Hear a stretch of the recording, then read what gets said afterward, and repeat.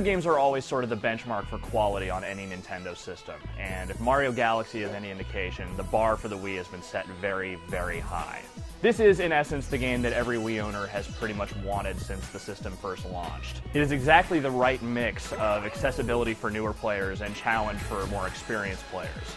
With a combination of absolutely fantastic level design, some really stellar control mechanics, and the best graphics on the system, Mario Galaxy is the best Mario adventure since Mario 64.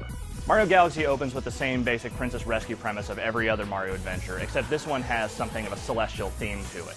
Your goal is to collect all these different power stars that have been spread throughout the universe, and you have to travel to all these weird and wacky galaxies where they've been hidden. The thing that really makes Mario Galaxy so engaging is the galaxies themselves, or more specifically the level design. These are some of the weirdest and most bizarre platformer levels ever created, and a lot of that has to do with the celestial theme. You'll travel to these different galaxies, and you'll find yourself wandering around on these crazy spheres, going upside down and sideways and all over the place. If you're on, one sphere and there's another one nearby, you can just kind of jump and you'll sort of gravitate toward the other one.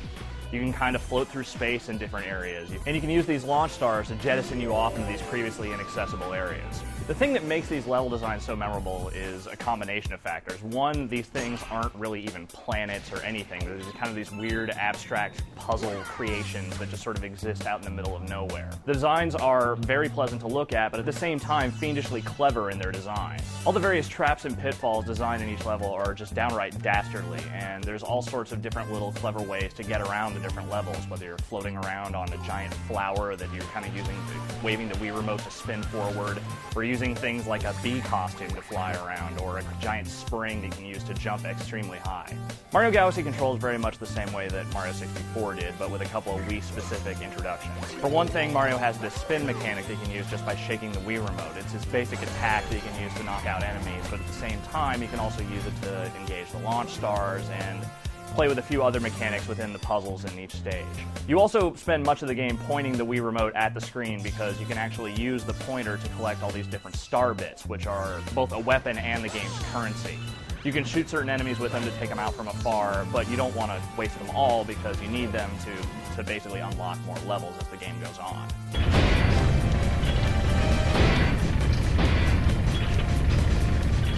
There are also lots of neat boss fights in Mario Galaxy. They're not the most challenging out there, but they're also lots of fun just because of the way the boss fights play out and some of the different combat mechanics you have to engage in to fight them. Mario Galaxy isn't a game that's going to leave you wanting for content. There's tons of different galaxies to explore, many of which you'll want to go back and replay, either just because they're lots of fun or because you want to go collect more hidden stars. The game actually gives you a good reason to go back and play through the form of these various comets that will sometimes enter orbit in various galaxies once you've beaten them. They sort of change the rules of how that galaxy will play out, so like speed up the various enemies in the game, or make it a timed run, make it so you have to race against a doppelganger Mario. It creates kind of this nice little dynamic to where you'll actually want to go back and get those hidden stars because it's sort of a whole new way to play the different levels. If you don't stop to go through and collect every single star the first time through, it'll probably take you around 12 to 15 hours to beat the game, but it will take you considerably longer than that to go through and collect every single star, try all the different levels and all the various different comet versions of the levels to get everything. As excellent as Mario Galaxy's gameplay might be, the visuals might be even better. This is, without a doubt, hands down, the best looking Wii game there is. The graphic design is just top-notch, top-quality work. It's all art design, too. I mean, the technicals of the graphics engine are very impressive, but the way the art is just sort of scattered throughout each individual world, the way the characters are designed, the way the animation looks, everything is just absolutely gorgeous to look at. There's not an awful lot to the sound design beyond the really excellent soundtrack and a few kind of quirky sound effects, but the soundtrack really is quite memorable. It's a lot of classic Mario tunes from all throughout the lexicon of Mario's various adventures, done, orchestrated, and modernized. The thing that really makes Mario Galaxy so special, though, is the fact that its Mario-ness isn't necessarily what carries the entire game.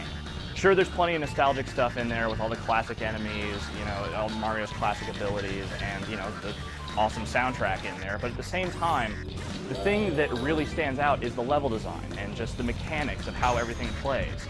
It doesn't have to be a Mario game to make it awesome, but the fact that it adds that nostalgic level on top of this really stellar gameplay makes Mario Galaxy something really, truly awesome.